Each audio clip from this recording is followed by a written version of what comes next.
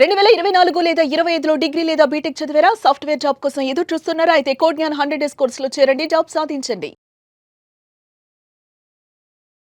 నమస్తే, welcome to Suman TV. నేను మా యాంకర్ ఉషా.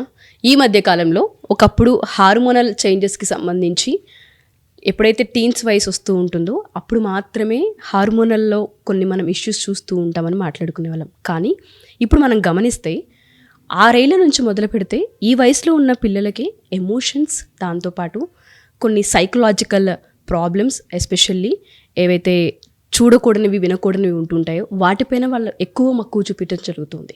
దీనికి సంబంధించి ఈ ఇంపాక్ట్ ఇంత చిన్న వయసు నుంచి ఎందుకు మొదలవుతుందన్న దానిపైన మనతో పాటు పీడియాట్రిషియన్ డాక్టర్ వాజిం అక్రమ్ గారు ఉన్నారు. ఆయన అడిగి తెలుసుకుందాం. నమస్తే సార్. నమస్తే అండి. సార్, నేను స్టార్టింగ్లో చెప్పినట్టుగానే టీన్స్ వయసులో ఎమోషన్స్ అండ్ దాంతోపాటు హార్మోనల్లో కొంత చేంజెస్ అనేవి అది కామన్ అని చెప్తూ ఉంటారు. ఆ వయసుకి అలా రావాలి అని కూడా చెప్తూ ఉంటారు. కానీ ఇప్పుడు మనం అబ్జర్వ్ చేస్తే 6, 7, 8 ఏళ్ల పిల్లల్లో ఏవైతే మనం చూడకూడని ఉంటుంటాయో, వినకూడని ఉంటుంటాయో, పిల్లలకి ఇవి తెలియకూడదు అనుకుంటూ ఉంటామో వాటిపైన వాళ్ళకు ఒక అవగాహన రావడము, వాటిని వాళ్ళు చేస్తూ ఉండడం, ఇటువంటి మనం గమనిస్తూ ఉంటాం. దేనివల్ల అంటారు? ఏ ప్రభావం వీళ్ళని ఇంపాక్ట్ చేస్తుంది అంటారు? సో మనం సైంటిఫిక్గా మాట్లాడాలనుకుంటే డెవలప్మెంట్లో, పిల్లల గ్రోత్లో there is a parameter called growth and development. గ్రోత్ని మనం ఫిజికల్ గ్రోత్ అని అనుకోవచ్చు, డెవలప్మెంట్ మన ఓవరాల్ డెవలప్మెంట్. సో మీరు అడిగిన ప్రశ్న ప్రకారం హార్మోనల్ చేంజెస్ పిల్లల్లో ఎక్కువగా వచ్చేది అడోలసెంట్ పీరియడ్లో. Adolescent period starts from 10-11 years to 20 years, వాళ్ళు అడల్ట్స్ అయ్యేంత వరకు. సో ఇది ఒక ట్రాన్సిషన్ పీరియడ్. అర్లియర్ ఇంతకుముందు ఒక జనరేషన్ ముందు అనుకుంటే ఈ టైంలో పిల్లలు, అమ్మాయిలు పెద్దగా అవ్వడము, పిల్లలు ప్యూబర్టీ హిట్ అవ్వడము అబ్బాయిలకి, సో అండ్ గ్రోత్ స్పర్ట్ రావడము, ఇవన్నీ అయ్యేవి. So earlier generation 12 years was the average age for girls 12 to 13 to get menstruation. ఇప్పుడు అది ట్రెండ్ మెల్లమెల్లగా తక్కువగా అవుతూ ఉంది. 11 yearsకి, 10 yearsకి, 8-9 yearsకి ప్యూబర్టీ వచ్చిన అమ్మాయిలు కూడా చాలామంది ఉన్నారు. సో ప్యూబర్టీ అర్లీగా రావడము ప్రాబ్లమా కాదా అనే విషయం చాలామందికి పేరెంట్స్కి తెలియదు. అది చాలా పెద్ద ప్రాబ్లం అని వాళ్ళు వాళ్ళకి అర్థం కాదు. ఓకే, త్వరగా పెద్దగా అయిందిలే అనుకుంటారు. వాళ్ళు అప్పుడప్పుడు ఏం చేస్తారు, వాళ్ళ గ్రాండ్ పేరెంట్స్కి వాళ్ళ ఫ్యామిలీ ట్రీలో లింక్ చేసుకుంటారు, వాళ్ళకి కూడా ఫస్ట్ టైం వచ్చింది, అలా వచ్చిందిలే అనుకుని. బట్ వాస్తవానికి ఏమవుతుందంటే every female child that is born, that child is born with set number of eggs. So ప్రతి ఒక్క నవశిశువు పుట్టడమే she will carry those number of eggs. For suppose 1,00,000 eggs, 1,50,000 eggs ఎంతో మదర్ వారసత్వంలో ఫీమేల్ చైల్డ్కి పాస్ ఆన్ చేస్తుంది.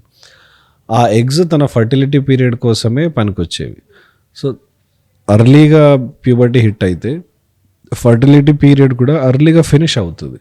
ఏదైతే సంతానం తను ప్రాప్తి చెందగలే ఏజ్ ఏదైతే ఉంటుందో ఆ ఏజ్ కూడా అర్లీగా ఫినిష్ అవుతుంది. ఆ ఏజ్ అర్లీగా ఫినిష్ అయిందంటే మెనోపాజ్ అంటే నెలవారీ రావడం కూడా అర్లీగా ఫినిష్ అయిపోతుంది. అమ్మాయిలకి అట్లా అయినప్పుడు ఏమవుతుందంటే ఈస్ట్రోజన్ రిలీజ్ అయ్యేది తగ్గిపోతుంది. ఏదైతే హార్మోన్స్ వాళ్ళకి కార్డియో ప్రొటెక్టివ్ అంటే వాళ్ళ బాడీని హార్ట్ అటాక్స్తో ప్రొటెక్ట్ చేస్తుందో, బోన్స్ని కాల్షియం హెల్తీగా పెడుతుందో, ఇవన్నీ తగ్గిపోతాయి. తగ్గిపోవడం వల్ల వాళ్ళు ఏమవుతుందంటే వాళ్ళకి అర్లీగా విరలైజేషన్ అంటారు, అంటే మేల్ క్యారెక్టరిస్టిక్స్ రావడం, అంటే హెయిర్ రావడం, ఫేషియల్ హెయిర్ రావడం, బోన్స్ వీక్ అయిపోవడం, వాళ్ళకి హార్ట్ అటాక్ ప్రోన్ అవ్వడం, ఇవన్నీ ప్రాబ్లమ్స్ వాళ్ళకు కూడా అర్లీగా వచ్చేస్తాయి. సో ఇదొక యాంగిల్. ఇంకో యాంగిల్ ఏంటంటే ఇప్పుడున్న కాలంలో పెళ్ళిళ్ళు లేట్గా అవుతున్నాయి. 30-32 ఏజ్ వరకు కూడా చాలామంది పెళ్ళిళ్ళు చేసుకోవట్లేదు, because every one is busy in careers. So ఇంత అర్లీగా ప్యూబర్టీ వచ్చిన వాళ్ళు 30-35లో వాళ్ళ ఫర్టిలిటీ, వాళ్ళ హార్మోన్స్ అన్నీ బాగా తగ్గిపోతాయి. They might not be able to get pregnant. So ఇట్లాంటి అబ్బాయిల్లో ప్యూబర్టీ 13-14కి అవుతుంది. అంత సిగ్నిఫికెంట్ ఎఫెక్ట్ అబ్బాయిల్లో లేదు, కానీ అమ్మాయిల్లో చాలా ఎక్కువగా ఎఫెక్ట్ అవుతుంది. ఇందులో మెయిన్ కారణాలు మనం చూస్తే ఒకటి diet that we're eating these days, and internet అని కూడా అనుకోవచ్చు. Exposure to internet, mobile, access to data, information, access to explicit content, ఏదైతే పిల్లలు చూడకూడదు అడల్ట్ కంటెంట్, ఇవన్నీ బాగా కామన్గా యాక్సెసబుల్ అయిపోయాయి. Especially in country like India మనకి we don't have any regulations towards entertainment or strict regulations లేవు. మనం ఆల్దో యూట్యూబ్లో వీడియో చూసినప్పుడు ఇది అడల్ట్ అని కింద రేటింగ్ ఉంటుంది, కానీ మన పేరెంట్స్ ఆర్ మన ఫ్యామిలీ మెంబర్స్ చాలామందికి ఇండియాలో పేరెంట్స్కి అవగాహన లేదు, ఇది చూడనీయకూడదు సినిమాలకైనా. ఈ మధ్య ఒక 10-15 ఇయర్స్ నుంచి థియేటర్స్లో అడల్ట్ సినిమాలకి రానియట్లేదు, కానీ అవును. అర్లియర్ అట్లాంటి రెస్ట్రిక్షన్ ఉండేది ఏం కాదు. మన పాత సినిమాలు సమరసింహారెడ్డి, నరసింహారాయుడు ఇట్లాంటివన్నీ దేవర్ ఆల్ వైలెంట్ మూవీస్. అది ఫ్యామిలీస్తో వెళ్ళి చూసిన సందర్భాలు ఉన్నాయి డెఫినెట్లీ. అప్పుడు రెస్ట్రిక్షన్ అనేది ఏం లేకుండే. సో మనకి ఓవరాల్ యాజ్ అ పాపులేషన్ మనకి what is adult movie, what is a movie in which a child can also watch, language ఎంతవరకు మాట్లాడాలి అనేది ఈ బేసిక్ నాలెడ్జ్ మన పాపులేషన్కి లేదు, lack of education and lack of exposure వల్ల. సో ఇవన్నీ లేకుండానే మనకి ఇంత ఇంటర్నెట్ యాక్సెస్ దొరకడం వల్ల మనం అండర్ యూజ్ చేయట్లేదు, to a certain level we are over using it. మోడరేషన్లో కూడా కాదు, చాలా ఎక్కువగా అధికంగా యూజ్ చేసేస్తున్నాము. ఇప్పుడు స్కూల్ పిల్లలకి కంపల్సరీ అయిపోయింది, పేరెంట్స్ కూడా అదొక లీనియంట్ ఫ్యాక్టర్లా అయిపోయింది. స్కూల్ ప్రాజెక్ట్స్ కానీ ఏదైనా ఇన్ఫర్మేషన్ కోసం అని చెప్పి, సో ఇంట్లో కంప్యూటర్ పెట్టడము, ఇంటర్నెట్ వైఫై కనెక్షన్ తీసుకోవడము ఇదొక మస్ట్ ఫ్యాక్టర్లా అయిపోయింది. స్కూల్స్ కూడా అలా చేస్తున్నారు, ఆన్లైన్ క్లాసెస్ అని, ఆన్లైన్ క్లాసెస్, ఆన్లైన్ ప్రాజెక్ట్స్ అని. సో వీటి వల్ల దే డెఫినెట్లీ హ్యావ్ ఎక్స్పోజర్. ఆ టైంలో ఆ సందర్భాల్లో ఆ ఏజ్ పీరియడ్లో వాళ్ళకి ఇంప్లికేషన్స్ ఏం అర్థం అవుతాయి, ఇది చూస్తే ఇట్లా అవుతుంది, అది చూస్తే ఎట్లా అవుతుంది, అడల్ట్స్కే అప్పుడప్పుడు అర్థం కాదు.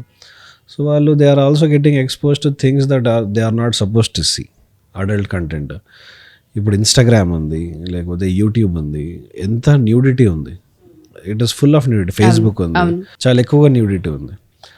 వాళ్ళ తరపున వాళ్ళు కరెక్ట్ చేస్తున్నారా తప్పు చేస్తున్నారా అని మనం జడ్జ్మెంట్ చేయకుండా పక్క పెడితే, but it is definitely effecting children. Sir మీరు అన్నట్టే న్యూడిటీ అని మాట్లాడారు కాబట్టి అడుగుతూ ఉన్నాను, ఆ సెన్స్ ఏదైతే ఉంటుందో ఇది తప్పు అని చెప్పే సెన్స్ ఏదైతే ఉంటుందో 7-8 ఏళ్ల పిల్లలు ఫోన్ పట్టుకున్నప్పుడు చూసే ఆ ప్రభావం ఏదైతే ఉంటుందో వాళ్ళ హార్మోనల్ మీద పడుతుందంటారా, ఆ మైండ్ సెట్ ట్యూన్ అవుతుందంటారా? 7-8 ఇయర్స్కి డెఫినెట్లీ ఒక, so there is a behavioural problem అప్పుడప్పుడు, అంటే which is a very small thing, over a period తగ్గిపోతుంది పిల్లలకి. సెక్షువల్ గ్రాటిఫికేషన్ ఆ టైంలో స్టార్ట్ అవుతుంది. సెక్షువల్ గ్రాటిఫికేషన్ అంటే వాళ్ళకి ఇట్లాంటి న్యూడిటీ అట్లాంటి కంటెంట్ చూసినప్పుడు they get a different kind of happiness, which again is slightly due to hormonal. It's a very normal thing to happen, ఎప్పటి నుంచో ఏజెస్ నుంచే వస్తుంది. కానీ అర్లియర్ ఆ టైంలో ఇంత ఎక్స్పోజర్ ఎక్కడ ఉండే, మనకి ఇంత యాక్సెస్ లేకుండా, తెలీదు సార్, చాలా మందికి తెలీదు. సో ఒకవేళ అంటే చిన్న స్టఫ్, చిన్న విషయాల వల్ల మేబీ ఆ చైల్డ్కి ఎరెక్షన్ ఉండడము, అమ్మాయిలకి గ్రాటిఫికేషన్ రావడము, అవన్నీ అర్లియర్ ఉండేవి. ఇప్పుడు ఏమైందనంటే వాళ్ళకి యాక్సెస్ కూడా ఉంది, యాక్సెస్ టు ఇన్ఫర్మేషన్.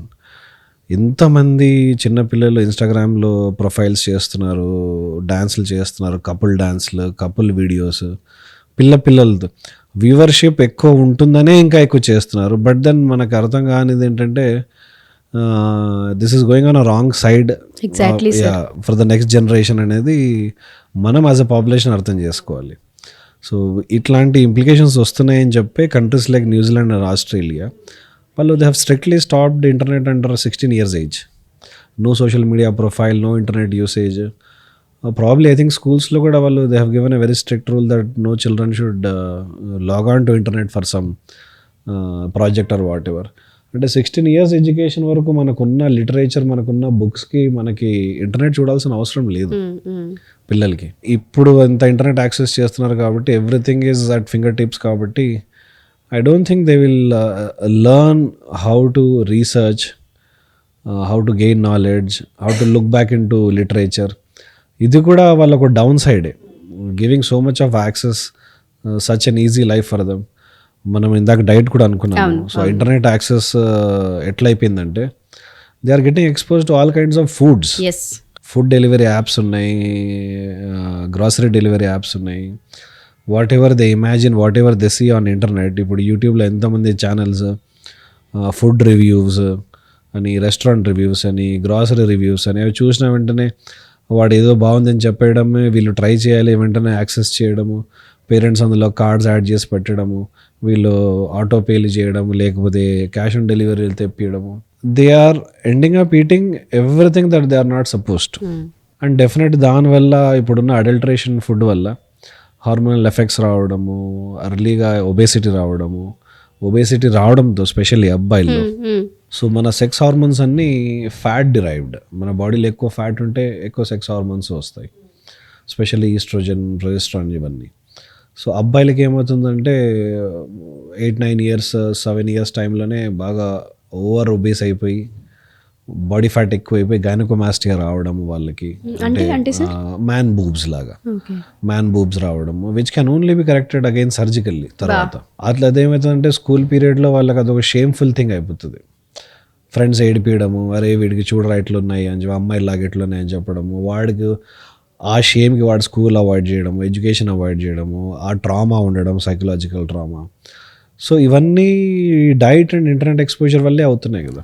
సో మనం ఒక రకంగా డైట్ అని అనుకుంటే డైట్ ఎక్కడి నుంచి వాడు అంత ఎక్కడ తెలుస్తుంది వాడికి, మళ్ళీ సోషల్ మీడియా అగైన్ మళ్ళీ అంతే, అండ్ ఈ ఆన్లైన్ డెలివరీ ఫుడ్ ఏదైతే ఉందో వాటి ఇంపాక్ట్ అండ్ యాక్సెస్ రావడము పిల్లలకి. అంటే పేరెంట్స్ కూడా పిల్లల ముందు ఏం కావాలరా నీకు, ఇన్స్టామార్ట్లో ఏం ఆర్డర్ చేయాలరా, స్విగ్గీలో ఏం ఆర్డర్ చేయాలరా, వాళ్ళు ఒకసారి 2 సార్లు అడుగుతారు. For kids it looks very fancy. Next time వాళ్ళు అడగరు, అమ్మ ఫోన్ ఇవ్వని ఇదని చెప్పి తీసేసుకోవడం, వాళ్ళే ఆర్డర్ పెట్టేస్తారు. వాళ్ళకి అదేదో నేనే చేసేసుకుంటాను, వాళ్ళు డెఫినెట్లీ నేర్చుకుంటారు because they are very curious and intelligent. And sometimes parents అనుకుంటారు వీడి మావాడు చాలా ఫాస్ట్ లెర్నర్, ఒక్కసారికి అన్నీ నేర్చేసుకున్నాడు.